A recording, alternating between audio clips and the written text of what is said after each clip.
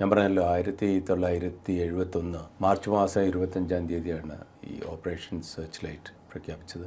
Operation search light എന്ന് പറയുന്നത് ഒരു ജനോസൈഡ് തന്നെയായിരുന്നു. പാകിസ്ഥാൻ ചെയ്യുന്ന ഈ അനീതികൾ ലോകത്തിന് ഒരു ഫേവറബിൾ ആയിട്ടുള്ള വിധത്തിൽ പ്രൊപ്പഗേറ്റ് ചെയ്യാൻ വേണ്ടി വെസ്റ്റ് പാകിസ്ഥാൻ അവിടുത്തെ 9 അറിയപ്പെടുന്ന ജേർണലിസ്റ്റുകളെ ഡാക്കയിലേക്ക് കൊണ്ടുപോകുമ്പോൾ അവരോട് പറഞ്ഞിരുന്നു, നിങ്ങൾ പോസിറ്റീവായിട്ടുള്ള കാര്യങ്ങൾ മാത്രമേ റിപ്പോർട്ട് ചെയ്യാൻ പറ്റുള്ളൂ, നെഗറ്റീവായിട്ടുള്ള ഒരു കാര്യങ്ങളും നിങ്ങൾ റിപ്പോർട്ട് ചെയ്യാൻ പാടില്ല. ഇന്റർനാഷണൽ മീഡിയയെ അവിടെ നിന്ന് നിശേഷം ഇവർ പറഞ്ഞു വിട്ടിരുന്നു. International media was not permitted.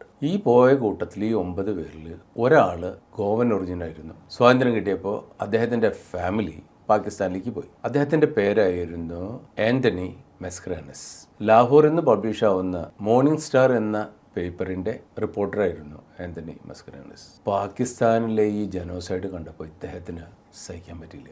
അദ്ദേഹം ഒരു 3-4 ദിവസം കഴിഞ്ഞപ്പോൾ അവിടെ നിന്ന് ഭാര്യയ്ക്ക് തീരെ സുഖമില്ല എന്നും പറഞ്ഞ് പാകിസ്ഥാനിലേക്ക് തിരിച്ചു പോകുന്നു. പാകിസ്ഥാനിൽ പോയിട്ട് ഈ കാര്യങ്ങൾ റിപ്പോർട്ട് ചെയ്യണമെങ്കിൽ പാകിസ്ഥാൻകാർ അദ്ദേഹത്തെ കൊന്നുകളയും. അങ്ങനെ ഇദ്ദേഹം തന്ത്രപൂർവ്വം അദ്ദേഹത്തിൻ്റെ ഫാമിലിയെ ലണ്ടനിലേക്ക് മാറ്റി. ഫാമിലിയെ ലണ്ടനിലേക്ക് മാറ്റാനായിട്ട് ഇദ്ദേഹം അവരുടെ കൂടെ പോയി. അവരെ അവിടെ കൊണ്ടുപോയി ഒരു വിധത്തിൽ സെറ്റിൽ ചെയ്തിട്ട് തിരിച്ചു വന്നിട്ട് ഇനി ബാക്കിയുള്ള സാധനങ്ങളൊക്കെ കൊണ്ടുപോകണമല്ലോ. പക്ഷെ അന്ന് പാകിസ്ഥാനിൽ നിന്ന് കൊല്ലത്തിലൊരിക്കൽ മാത്രമേ ഒരാൾക്ക് വിസ കിട്ടുള്ളൂ പുറത്തോട്ട് പോകാനായി. അപ്പോൾ ആന്റണി മസ്കരാനസിന് പോകാൻ പറ്റില്ല.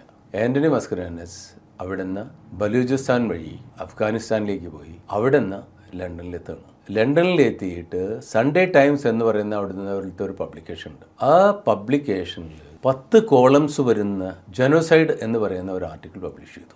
ഈ ആർട്ടിക്കിൾ വായിച്ചു കഴിഞ്ഞതിന് ശേഷമാണ് ലോകം എന്താണ് അവിടെ നടക്കുന്നതെന്നുള്ള കാര്യങ്ങൾ അറിയണം. ഇന്ത്യ എല്ലാ രാഷ്ട്രങ്ങളോടും പറയുന്നുണ്ട്, പക്ഷെ ലോകരാഷ്ട്രങ്ങൾക്കൊന്നും ഇന്ത്യയുടെയോ പാകിസ്ഥാനിൻ്റെയോ ആഭ്യന്തര കാര്യങ്ങളിൽ ഇടപെടാനായിട്ട് യാതൊരു താല്പര്യവുമില്ല. യുണൈറ്റഡ് നേഷൻസ് പറഞ്ഞു, യുണൈറ്റഡ് നേഷൻസിൻ്റെ നിലനിൽപ്പിന് ഏറ്റവും പ്രധാനപ്പെട്ട കാര്യം ലോകശാന്തിയും സമാധാനമാണ്. സമാധാനപരമായ സഹവർത്തിത്വം പാലിക്കുക എന്നാണ് അവർ അതിൻ്റെ മലയാളത്തിലെ ഈക്വലന്റ്. അവർ പറഞ്ഞു ഞങ്ങൾക്കിതിലൊന്നും ഇടപെടാൻ പറ്റില്ല. പക്ഷേ ഈ ജനോസൈഡ് എന്ന് പറയുന്ന ഈ ആർട്ടിക്കിൾ വായിച്ചതോടുകൂടി ലോകരാഷ്ട്രങ്ങൾ ആകെ ഇളകിമറിഞ്ഞു.